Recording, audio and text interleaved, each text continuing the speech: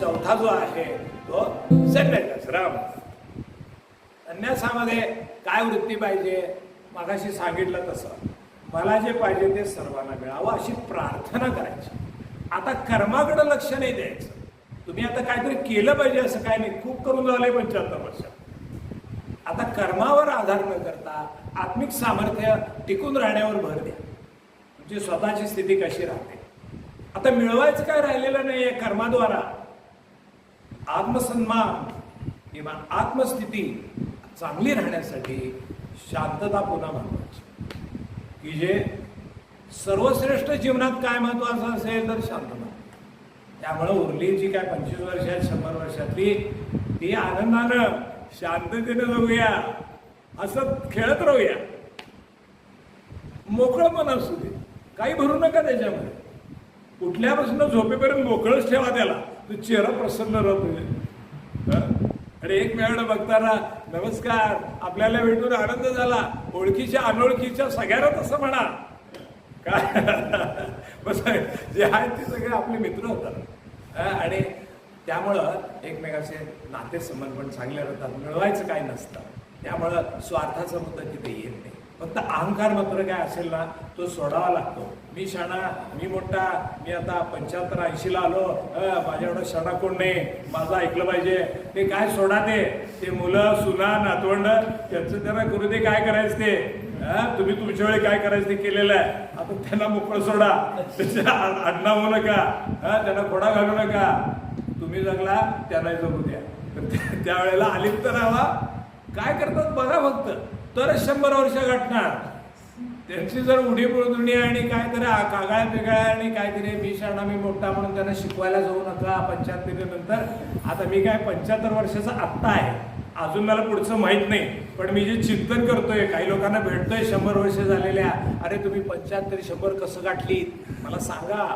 तिथं फिरायला जातो, कोण ओळखीचे असतात, कोण सांगतो अरे हा आता 105 वर्षाचा आहे. मी लगेच जातो त्याच्याकडे आणि त्याला पाया पडतो. तुम्ही महान आहे, मला जरा तुमचं ते गमक काय सांगा, तुम्ही हे कसं काय प्राप्त केलं. मग ते सांगतात. मी शांत राहिलो, अलिप्त राहिलो, कुणाच्या वाचत पडत नाही, मोकळा असतो, हसत राहतो, मित्रांना धरून राहतो. मित्र आजूबाजून जातात, त्यातले कमी होतात ना, आहेत त्यांच्याबरोबर राहतो. आणि सगळ्यांच्या बरोबर जे कोणी भेटतील त्यांच्याबरोबर मजेत राहतो. विनोद गप्पा असं काव्यशास्त्र विनोद येणं कालवच्छती देवता अशा पद्धतीनं जात होतो. म्हणजे त्याला ते लक्षात येतं की आता मी या जगात अडकायचं काम संपलेलं आता. आता मला पुढच्या प्रवासाला आनंदाने आणि मजेत जायचं आहे. तर या जाणीवेतनं त्याला हे संन्यस्त वृत्ती, मला जे पाहिजे ते सर्वांना मिळावं आणि निस्वार्थीपणे सर्वांच्या कल्याणाचा विचार करत शांत, अलिप्त, प्रसन्न, समाधानी, तृप्त, परमेश्वराच्या कृपेने मला सुंदर आयुष्य मिळालं म्हणून त्याला कृतज्ञतापूर्वक सतत प्रतिक्षण नमस्कार केला पाहिजे. वेगवेगळ्या कर्ममार्ग संपलेला आहे, ज्ञान मार्गाचं ज्ञान घेतलेलं आहे, ध्यान मार्ग तुम्ही श्रेष्ठ कार्य करून प्राप्त केलेला आहे. आता भक्ती मार्गाचा आकाश धरा. ईश्वरार्पण बुद्धीनं त्याचं स्मरण करा. श्रवणम कीर्तनम विष्णू स्मरणम पादसेवदम अर्चनम वंदनम दास्यम सख्यम आत्मनिवेदनम. त्या भगवंताशी कोणता जमतो त्या मार्गाने जोडलं जावं. परमेश्वर म्हणजे आनंद. परमेश्वर कुठं आहे म्हणायचं नाही. परमेश्वर म्हणजे आनंद, ते तूच आहेस. म्हणून सदैव आनंदी राहा असं स्वतःला सांगायचं. माझं मूळ स्वरूप आनंद आहे. स्वतःला काय सांगायचं? सदैव आनंदी राहा. आनंदाला पर्यायच नाही आहे, कारण तू आनंद स्वरूपच आहेस असं स्वतःला सांगायचं.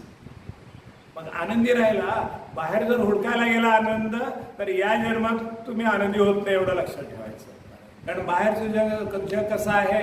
नाशवंत आहे, अपरिपूर्ण आहे, मिथ्या आहे, भ्रामक आहे.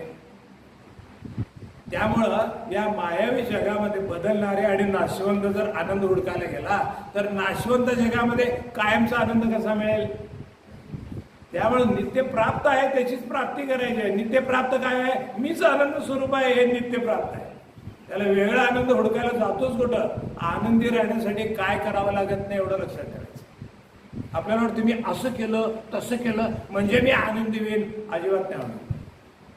तर मी आनंद स्वरूपच आहे या जाणीवेत असणं अत्यंत आवश्यक आहे. एक सुंदर उदाहरण आहे. तुम्हाला आनंदी राहायचं जिथे आहे ना तिथं आनंदी राहा, आहे त्या परिस्थितीत स्वीकाराने आनंदी राहा, हे खूप महत्वाचं आहे. समजा मी तुम्हाला विचारलं, हा महालातले लोक कायम आनंदी असतात असं मला लिहून द्या, तुम्ही काय म्हणाल? असं काही नाही, त्यांची मानसिकता जशी असेल तसं होणार. मग ठीक आहे, झोपडीतला कायम दुःखी असतो असं तरी सांगा. नाही नाही असं काय नाही, झोपडीतला माणूस आनंदी असू शकतो की. याचा अर्थ काय? महालाचा आणि झोपडीचा आनंदाशी काय संबंध नाही. जिथं आहे तिथं तो ते स्वीकार आहे तसं आणि आनंदी राहा. तर हे खूप महत्वाचं असतं, कारण स्वीकारलं पाहिजे ना. स्वीकारलं नाही तर मग त्याची अस्थिरता होते, कंपनं वाढतात. म्हणून मी आता थोडक्यात बोलतो, कारण किती बोलणार ना तुमच्याशी. तुम्ही सगळे ज्ञानी आहात, पण आपल्या गप्पा गोष्टी करायला आल्यासारखे मी थोडा वेळ करून आलोय. पण तरी एक मुद्दा क्लिअर करून जातो जाता की आनंद मी आनंद स्वरूप आहे. मग स्वरूप कशाला म्हणायचं तेवढं कळून घेऊया. एक लक्षात त्याला एक उदाहरण घेऊ. समुद्र आहे, सागर आहे, त्याचं मूळ स्वरूप काय आहे? पाणी आहे. मग त्याला सूर्याच्या तापानं उष्णतेची वाफ झाली, त्याचे ढग बनले. ढगाचं मूळ स्वरूप काय आहे? पाणीच आहे. मग त्याला वाऱ्यानं ढाकललं, डोंगरावर धडकलं, ते वर गेलं, त्याला थंड हवा लागली, त्याचं पावसात रूपांतर झालं, ते जमिनीवर आपटलं. मग पावसाचं मूळ स्वरूप काय आहे? पाणीच आहे. मग ते व्हायला लागलं, निर्जर झरे, नाले, ओढे, नद्या, तलाव, सरोवर, धबधबे अशा वेगळ्या रूपात ते दिसायला लागलं. त्या सगळ्याचं मूळ स्वरूप काय आहे? पाणीच आहे. मग त्याला आणि अधिक थंड हवा लागली, मग त्याचं बर्फात रूपांतर झालं, घनरूप झालं. मग त्या बर्फाचं मूळ स्वरूप काय आहे? पाणीच आहे. म्हणजे अनेक आघात झाले त्याच्यावरती बाह्य, पण त्याने मूळ स्वरूप सोडलेलं नाही. काय वाटेल ते असलं तरी तसं आपलं मूळ स्वरूप आनंद आहे. बाहेरच्या जगात किती पण कठीण प्रसंग येऊ दे, आनंदानं त्याला धैर्यानं शौर्यानं सामोरं जा. तुमचं ज्ञान आणि शक्ती बळाचा वापर योग्य पद्धतीनं करा आणि त्यातनं मार्ग कसा आनंदानं काढायचा ते कोडं. हे आहे खेळ आहे सुंदर जगातला, तो आनंदाने खेळायचा आहे. हार जीत नसते खेळामध्ये, फक्त 100% देणं महत्वाचं असतं. म्हणून सुखदुःखे समे कृत्वा लाभाला हो जया जयो तो युद्धा युच्छस्व तो पाप मावापेसी. ही द्वंद्व जी आहेत ना, सुखदुःख, लाभ आणि जय पराजय, मान अपमान, याला व्हॅल्यू शून्य, दोन्ही समान. समत्वम योग उच्यते.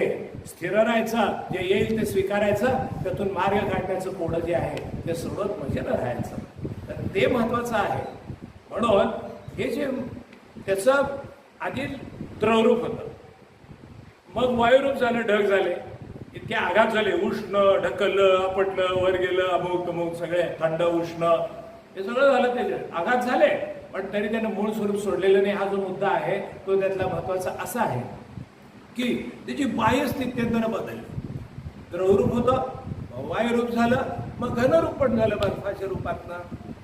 म्हणजे त्याच्या बाह्य रूप काय बदललं या पद्धतीने. तसं आपल्या जीवनामध्ये बाल्यावस्था, तारुण्यावस्था, प्रौढावस्था, वृद्धावस्था हे येत जाणार आहे 100 वर्षामध्ये. तरी देखील आपण आपलं जे आनंद स्वरूप आहे, त्याचे स्वरूप ज्याला म्हणायचं, ते कोणत्याही स्थितीत ते कायम टिकलं पाहिजे हे लक्ष ठेवायचं. त्यामुळं लहानपणीचा आनंद, वृद्धापकाळातला आनंद यामध्ये तसूभरी फरक नाही. त्यामुळे मी आता 60, 70, 80ला आलो, आता कुठला आलाय आनंद? चूक आहे. जन्माला आल्यापासून 100 वर्षापर्यंत आनंद हा एकमेव द्वितीय आहे आणि तो मी आहे. आता ठाम निश्चय करायला पाहिजे आणि मजेत राहायला पाहिजे. काय आहे ते मिळाले, प्रसाद मिळाला ईश्वराचा, आनंदाने ग्रहण करा. जे काय तुम्ही भेटलात हे सुद्धा प्रसाद आहे. तुमची सेवा करायला मिळाली हा प्रसाद आहे. जीवनातला प्रत्येक क्षण हा प्रसाद बुद्धीनं जगलं पाहिजे.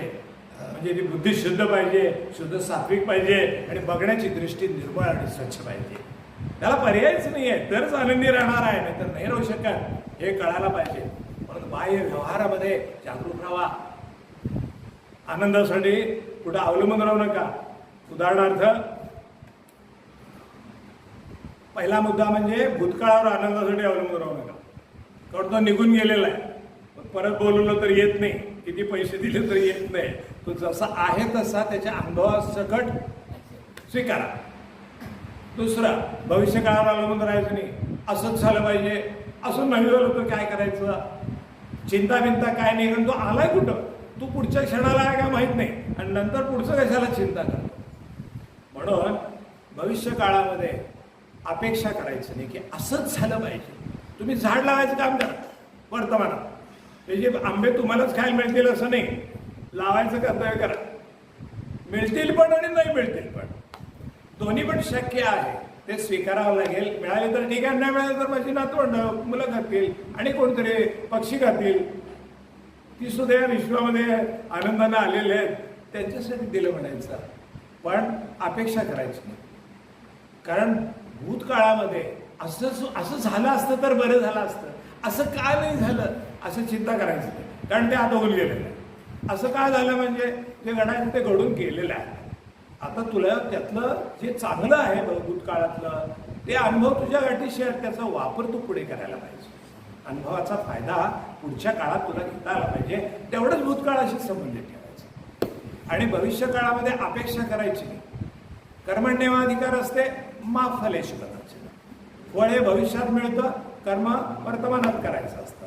त्यामुळे वर्तमानात आनंदी राहणे अत्यंत महत्त्वाचं आहे.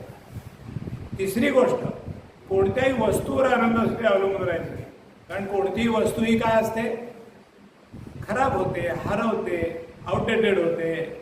मग त्याच्यावर आनंद अवलंबून ठेवला तर तुम्ही कायम आनंदी राहत नाही. जोपर्यंत ती वस्तू आहे त्याचा योग्य वापर करा, ती अनावश्यक झाली की बाजूला ठेवून घ्या किंवा गेली तर नवीन घ्या.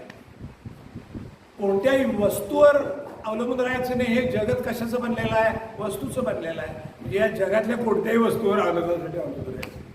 अल्टिमेट म्हणून हा विचार घ्यायचा, त्याच्यावर चिंतन करा.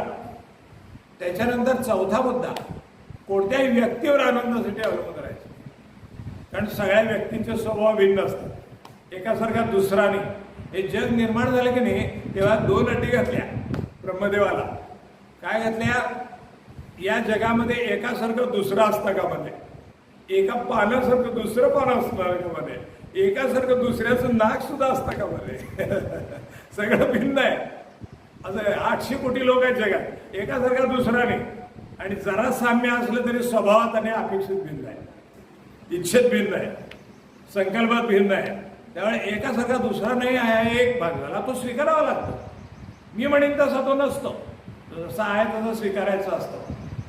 आणि दुसरं म्हणजे एका क्षणात आहे ते दुसऱ्या क्षणाला नाही, ही पण अट घातलेली आहे. सूर्य उगवला, हा हा किती सुंदर दिसतंय रे, हा हा असं म्हणेपर्यंत, असा दिवसभर असा टिकला तर बरं होईल असं म्हणेपर्यंत तो पांढरा पडत पडतो लगेच दुपार होती.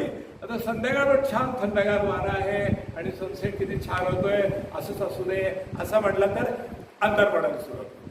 मग त्यावेळी काय करायचं, मग सूर्य गेलेला आहे, आता चंद्र आणि तारे बघायचे. ज्यावेळी जे आहे ते परिस्थिती स्वीकारायचं.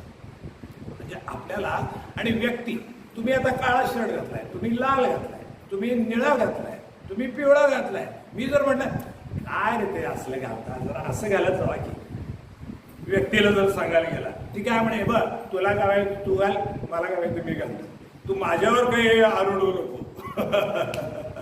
म्हणून जी व्यक्ती जशी आहे तशी आनंदानं स्वीकारायची.